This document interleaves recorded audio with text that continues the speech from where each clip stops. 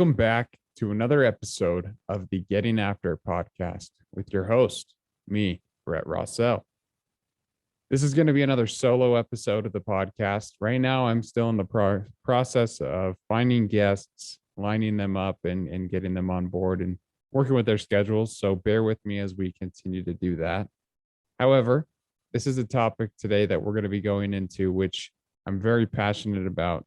And a lot of the podcast that I've created is actually based on this concept. And that's the concept of extreme ownership. A lot of people don't know what that means, but to give you a general idea of what extreme ownership is, it's just the idea to take accountability of your entire life, responsibility for your actions. You're in the act of making sure that you're there to support a team and owning up to really all your decisions that you make in the future or with whatever you're doing. So that's the idea of what extreme ownership is at a very high level. However, we're going to get pretty deep into this thing. But before we do so, I want to tell you a little bit about Brett and how I used to be, because I wasn't always the way that I have been. I haven't really always been this disciplined in my life. I haven't understood the value that holding yourself accountable to your decisions is.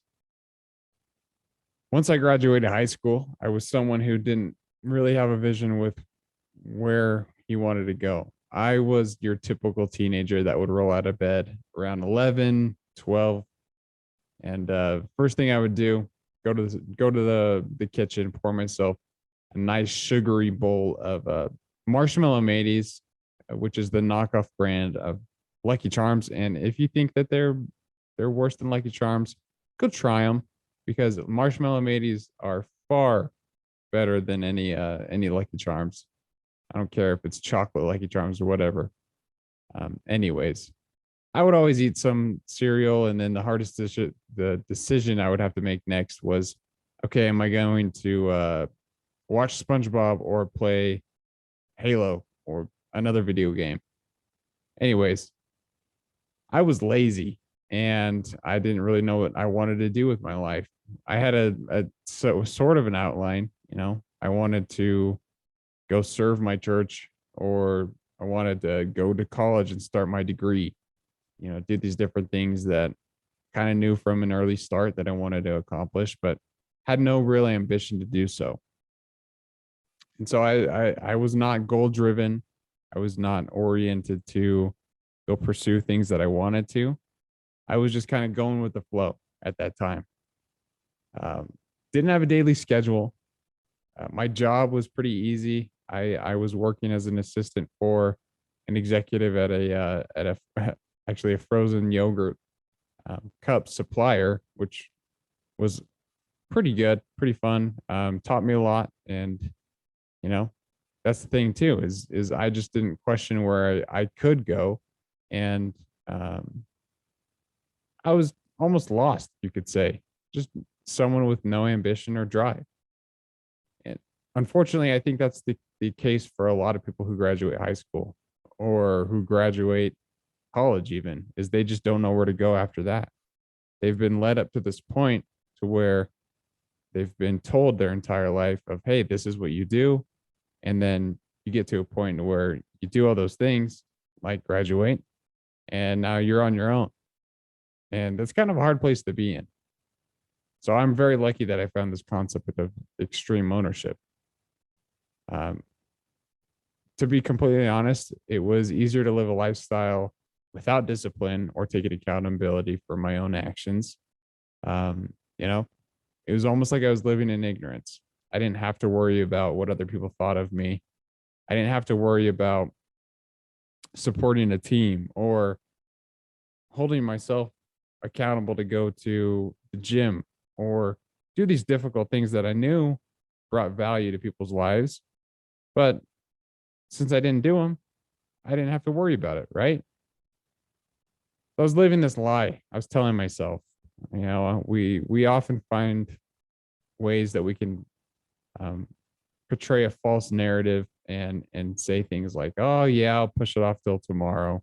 or you know what, someone else will take care of it. I'm good to go. Um, and I think often that happens to too many people, but um, I'd always try and find ways that place the blame on other people. For example, I played volleyball for about 6 years, starting in about seventh grade and ended in my senior year in high school. I had a shoulder injury, which kind of tanked me. But anyways, whenever something would go wrong, whether it was in practice or in a game, I'd always be like, okay, well, it was his fault. Or, you know what, they should have done better. And I should have been in the game. I could have changed the outcome. It was always them and not me. I would always find ways that I could place the blame on them. And somehow that made me feel better about myself, right? If it wasn't me making if it wasn't me making the mistake or me messing up, then I'm good to go, right? And that's just the wrong way of thinking. Um, you always have the opportunity to make an influence, or you have the opportunity to impact other people no matter what. And even if you are a bench player, like I was half my high school career, you can still support the team and help them accomplish the mission. And that's part of extreme ownership too, is realizing that and acting humble. But after high school, I was kind of going through that.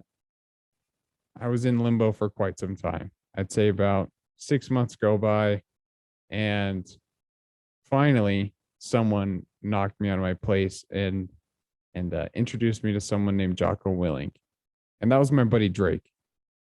So Drake in high school was one of my very best friends, and we'd always spend almost every single day together. And it was him that he introduced me to the concept of what extreme ownership is. I could see him starting to implement the principles of extreme ownership into his life. I saw him starting to take more accountability for his actions, whether that was with his relationships, with his work. I saw him doing things like he'd take jujitsu classes or try new things and really put himself out there. And I saw his well-being change. He became a much, I would say, stronger person, a better person, and someone who I said, I kind of want to be like that when I'm, older. Actually, I want to be like that now. And he really helped me see that change in myself and realize that there was opportunity for me to improve and get better. Um, and so we started talking about this guy Jocko Willink, right? Um, and it was funny because Drake was to the point to where he was full force in and totally bought into the concept, to the point to where he'd show up at my house at like 4 a.m. and say, "Hey, Brett," he'd call me, "Brett, I'm outside. We're gonna go to a football field and let's just go do 1,000 lunges on the field." And uh, I never said yes to that, but for whatever reason, he'd go and do it by himself because he was a beast. He actually ended up going to the RTC, I think it's San Diego State, and so he was going to join the Navy. A couple of you know things changed, but he ended up not joining and took a different path. But he was training and he had a purpose, and that was inspiring to me. And I could see these changes that he made to his own life, and I wanted that for my own because I saw the benefit long term of holding yourself accountable and taking responsibility for your actions. So I started to very slowly make those own changes to my own life. I would look for ways that I could exercise more. I would try and fess up to mistakes I made and learn from them. And that's the important part, is I would try to learn and realize that, okay, I slipped up. That's fine. It gives you the option to improve and get better. And a lot of people get, I think, caught up on that. They they make a mistake. Say they mess up at work a couple times and it hurts their ego, you know, takes a toll on them mentally. But really, what should happen is you should take a step back and say, here's what I learned from this situation, and here's how I'm going to be better moving forward. So it gives you the opportunity to reevaluate where you're at and really learn. Additionally, I also created a daily schedule. I was no longer the guy that would get out of bed at 11, even though, say, I didn't have anything going on that day, I'd still get up at a relatively early hour, not 4:30 like I do now, but like 7 a.m. We'll say that was probably my average. But I started implementing the schedule, finding things that I could do, getting busy, doing something. So I wasn't just sitting around playing video games and eating marshmallow maties all day, right? I took action with my relationships. If I offended someone, I would apologize right away and say, okay, hey, that was on me. And I'm sorry for what I did. Let's figure out how we can provide a win-win solution for both of us here. And so I started taking accountability with my fitness, my diet, my relationships. I began to learn more, read more, and do these different things that I saw change my life for the better. And I began to feel, act, and become the person who I wanted to be. And it was a very slow process, and I'm still obviously not 100% who I could be, right? Everyone is still a human. No one's perfect. And if anyone is perfect, they're lying to you. Social media is a really good indicator of that. So be careful. Be careful of who you're following on social. It might just be a clown. You know what I mean? Anyways, we don't like clowns. We don't like them at all. Big time scary. In order to make these changes in my life, I had to do two things, and that was both be humble and honest with myself. Like I mentioned earlier, we always tell ourselves some false narrative, like I can wait until tomorrow, or you know what, another rest day is not going to kill me. Hey, it was his fault, not mine. Or dang, slipped up on my diet. Might as well give in to that box of jelly donuts. There's all these different stories that we tell ourselves to procrastinate what we really need to face. We need to develop the courage it takes to really embrace those changes that we need to make rather than just shy away from them. Because the more that you shy away from them, the more that you're going to put it off, and the harder it's going to become to make the changes that you need to. There's this great quote from Jocko regarding the book, Extreme Ownership. And in it, he says, the book derives its title from the underlying principle, the mindset that provides the foundation for all the rest. Extreme ownership. Leaders must own everything in their world, and there is no one else to blame. So that's another thing, is you have to realize that you are in control of all of your actions. If you mess up, who are you going to blame? My favorite example of this is I was talking to my mom the other day, and I don't know how this conversation came up, but she's like, yeah, whenever I would I'd rip one, which unfortunately happens a lot. She'd be like, I'd blame it on the kids, right? And that was not extreme ownership, Mom. You got to learn. Just kidding. It's a really bad example, and I apologize for bringing that up. Anyways, there's no one else to blame with your actions. It's always on you, and you got to realize that. So be patient and recognize that when you do make these changes, just take it easy a little bit, okay? And the idea is, how do you implement this concept of extreme ownership into your life? There's lots of things that you can be doing, right? First and foremost is you need to figure out what your goals are and understand what actions need to be taken to get there. And that could look like a lot of different things. You could say want to go to college. Okay, what do you need to do to get there? You need to take the ACT or SAT. You need to study hard and get good grades so you can get accepted into the college that you want.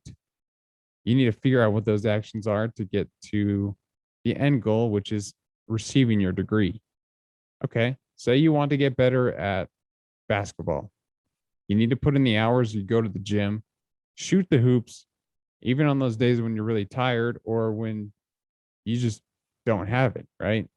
It's like that scene from Space Jam when all the aliens take the NBA players' talents. Like that's going to happen to you sometimes. The aliens aren't going to take your talent, but you're going to show up and you're going to be like, man, I feel so off today. I don't know what's going on. But it's on those days that it's important to really push through and figure out what your motive is and what's bringing you back to the gym so you can get better. And that's the other part too. So once you start taking responsibility for all these things in your life and you take accountability and don't avoid it, you're going to start to realize that this life change isn't going to be an overnight switch. It's going to take a lot of time. But the more that you start practicing these principles, the better off you'll be long term. Another important aspect is checking your ego. Egos are nothing but distractions that really impede your progress, right? It stunts your growth, both personally and professionally, if that's one of your goals. You need to be open to advice and critique even. And when that does come your way, just accept it and move on, but also learn from it. If someone says, hey, I think you could really improve your shot if you would follow through, you know, if you're a coach, I'm sure you tell a lot of your athletes you need to follow through. As a player, you take that advice and say, okay, what do I need to do to be better at what coach said? You know, instead of going, oh, he doesn't know what he's talking about. He probably does if he's giving you advice and he's a coach. Okay. So no ego. Get that out of there. If you want to get better at applying these principles of extreme ownership, you need to find ways that you can support other people and be a better team member. Extreme ownership is rooted in the concept of teamwork. Obviously, yes, there's a personal aspect of it, like I mentioned, of taking accountability of your own life. But a lot of this comes when you're in a team as well, because mistakes are going to be made in your family, in your business, in your YMCA basketball team, maybe even your religious organization. Things are going to happen to where the blame is going to fall on nobody but you. And you're the person that has to go and say, that was me. I messed up. And here's how I'm going to be better. Just realize that without a team, it's really hard to get things done. If you want to do something in your life and you want to get really good at it, you need other people there to support you and to uplift you, especially when those times get hard. I mean, think about it. If you've ever been on a sports team and you've had one of those off days, like I mentioned, there's nothing better than one of your teammates being like, hey, it's all right, man. Don't worry about it. Brush it off. Let's get back on the court. You know, teams are super important. And you need to have a strong team if you want to succeed in any aspect of your life. And I'm not just talking about business or sports or anything like that, but you can consider a family a team. If you want to have a successful family, you guys need to be there to support each other. I absolutely love my family, and I know for a fact I could call my brother up at 2 a.m. and just talk to him if I needed to, because he's there as a support for me. And we've established that relationship. Obviously, it took time. He used to beat me in the head with like Donkey Kong toys to the point to where I would bleed, or he'd put me in a chokehold, or all these things big brothers do, right? Good big brothers do. But now we're best friends, and I feel like he's there to support me any day of the week. And another aspect of implementing extreme ownership into your own life is prioritizing and execute. And that's one of the laws of combat that is actually mentioned in the book, which you should go read it if you never had the chance to do so. But prioritizing and execute really means finding what's important to you and going off those tasks based on the importance level, right? So creating a daily schedule that helps you outline what your priorities are and executing on those. If you need help with that, just make a list. Sit down right before you go to bed. Here's what I want to do tomorrow. I want to accomplish this at work. I want to go to the gym. I'm going to eat healthy. And then at the end of the day, you can cross those boxes off or whatever that might be. So create a schedule and stick to it and find out what tasks are most important to you and get them done first. Doing that will help you start taking action in other areas of your life. Soon enough, you'll be like, okay, well, I can't sit on the couch and watch another episode of SpongeBob because there's so many other things that I could be doing, right? Here comes the other part is you need to find balance in your life. It can't be work all the time. It can't be fun all the time. You know, can't be eating cheeseburgers and then one day have a salad and expect to be a super fit guy. There needs to be balance. Maybe it's a cheeseburger every couple days and healthy food throughout the week, like chicken breast, rice. Obviously, everyone's diet's different, and I'm not a dietitian, so I'm not saying any of that stuff. However, balance is key. You know, without balance, you kind of go crazy with whatever you're pursuing. It's really important to be focused on maintaining that balance. A lot of people always, think that they're not disciplined people, but Jocko says it best. He says, if you don't think you are disciplined, it's because you haven't decided to be disciplined yet. That's pretty simple, but it's true. Think about it. If you want to take action in your life, you just have to do it. If your alarm clock's set to go off at 5 a.m. and it goes off at 5 a.m. like you set it to, but you stay in bed, then hey, you're not disciplined because you haven't really committed to make the choice to wake up at 5 a.m. It was more of I'm just going to set my alarm and see what happens. If I wake up and feel good, sure. And that's part of the false narratives that we go into. We tell ourselves lies so we can have an easier lifestyle. That's not good. Don't do that. So as Jocko says, if you don't think you're disciplined, it's just because you haven't decided to be disciplined. So make that decision. If you want to do it, then do it. Extreme ownership isn't something that happens right away. These are principles that I'm trying to get better at every single day. And I'm sure in 5 years, I'll learn something where I'm like, okay, I need to be better at it in this aspect. It's a constant reevaluation of your life and owning up to your decisions and figuring out what's most important to you. There's this great quote from Winston Churchill that says, "This is no time for ease and comfort. It's time to dare and endure." And to me, what that says is, obviously life is full of challenges and trials. And because of that, you can't take life comfortably. You can't take the easy path. You have to really dare to endure. It takes courage to do that. It takes courage to really face your problems and figure out the best ways to solve them. I mean, it's difficult to do that, but it's true. Anyways, so that's those are just a few aspects of extreme ownership that have made an impact in my life. Obviously, I did not cover them all 100% in this podcast episode. It's more of an introduction to the concept of what extreme ownership is and just a few tips and tricks that you can do to implement it into your own life.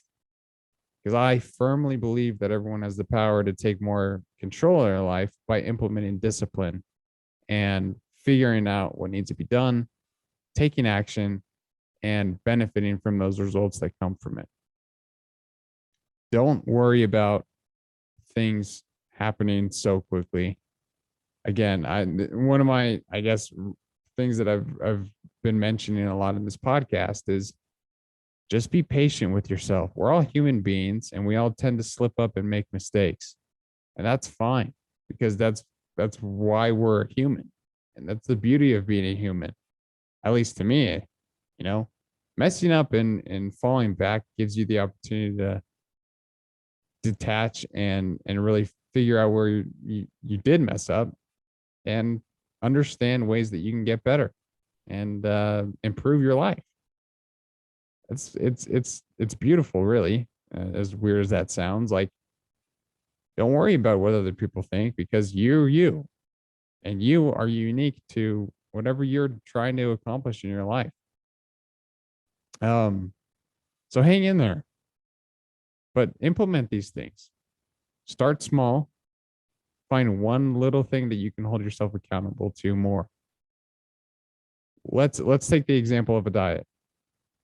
If you recognize you've looked at what you've eaten and said, hey, there's probably some areas that I could improve on or get better at. I probably shouldn't be eating an entire bag of Cheetos at night when I'm on the couch, which if you do that, that's fine. Like, and if you love it, great. That's you. And that's what I'm saying is everybody's unique and everyone has different goals. But if that's something you want to change, then change it. It's that simple. Don't tell yourself a false narrative. Don't lie to yourself. Be honest, check your ego, and go from there. Once you do that, you'll see how much better your life can get. You just have to take it slow and realize you're a human being. It's not perfect. There's a lot that I'm still trying to improve about myself. One of my goals right now is I'm trying to gain weight and gain muscle.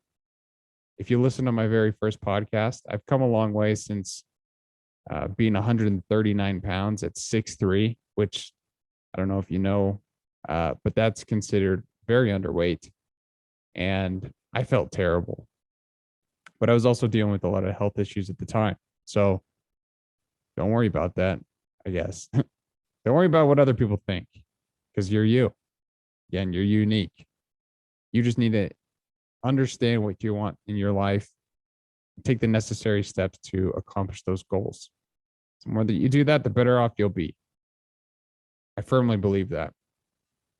And if you do implement all these different principles of extreme ownership, taking accountability for your actions, supporting and uplifting your team, checking your ego, figuring out what needs to be done, and then making priorities and executing on each of those tasks.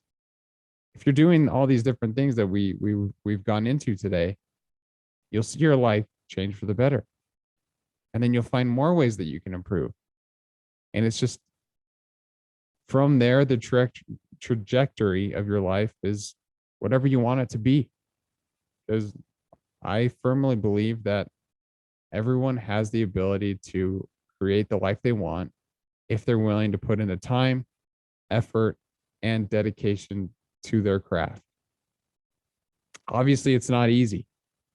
This is something that so many people still work on, and many people are trying to pursue with their own lives. One of the purposes of this podcast is to highlight those things that people are going after, and hopefully that inspires you to do the same with your own. And that could be whatever you want. If you're very passionate about collecting Pokemon cards and that's what you want to do with the rest of your life, by all means, go do it. If you want to become a world-renowned chef, then figure out what you need to do to learn the different worldly cuisines that you need to study and really become an expert at. Because I know you have the power to do it. And as dumb and cheesy as that sounds, it's true. You just have to make the choice to do it. Extreme ownership will help you get there. Implement these small changes to your life. Take accountability and be responsible for your actions, and then reap the rewards of that. That's my message for this week. It's just be patient. Start small with these different things that you can implement into your life and go from there. But whatever happens, own up to your life, because ultimately that's the life that you've created for yourself. And you have to realize that whatever point of your life you're at right now, you've taken actions to get there. And if you want to change them, then figure out what necessary changes you need to make in order to do so. If you want to get better at whatever you're doing, do the same thing. Extreme ownership is a lifelong commitment. It's not just an overnight thing, or I'm going to try for a month, see where it goes. Because I guarantee if you try it for a month, you're going to get addicted to it and you're going to keep on doing it in your life. You're going to find ways that you can own up to different things. If it's important to you, you'll make it happen. And extreme ownership will help you get there. So thanks for listening to this week's episode of the podcast. I know it was another solo episode and it was a pretty quick message, but it's an important one that I know everyone needs to hear. I need to hear it. And that's why I frequently listen to Jocko's podcast and other people who do what they can to hold the standard. Figure out what that standard is for you and don't let anything move you from it. If family is the number one priority in your life, figure out what you need to do to strengthen your family and support them so that they can support other people when they move on to whatever goals that they go into in their own lives. Because ultimately, you will benefit from extreme ownership, but others will as well from your decisions and from your help. So thanks again. And hopefully next week we get a guest that, it's pretty exciting, but appreciate you guys all listening. If you find this message at all helpful, please share it with other people or on social media, whatever you want to do. Until then, keep getting after it. Go find what you want to do and just do it. Go get some.